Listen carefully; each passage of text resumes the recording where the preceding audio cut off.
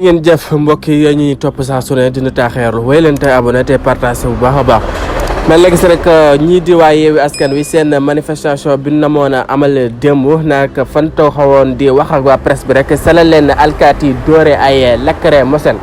sa gazé boobu nag nu leen di doore ab lacrymogène am na sa benn journaliste bu sapo otofel mu am say gaañu yu métti métti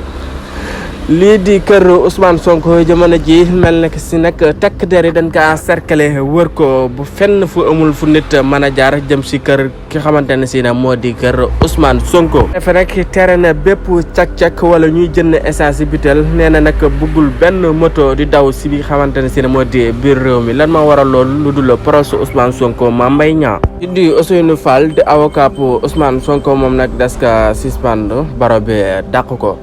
kii di Juan Branco ku na xamoon na ne tay yëpp ñu ngi koy dégg dap avocat pour Ousmane Sonko la bu jigee fële sa France moom nag di démb ñëwoon na ba aéroport Blaise Diagne mais nag sa leen ko daal di révélé waat dugal cap Air Maroc daal koy delloo sa bitim réew moom Juan Branco nekkoon avocat pour Ousmane Sonko tukkee woon fële sa France.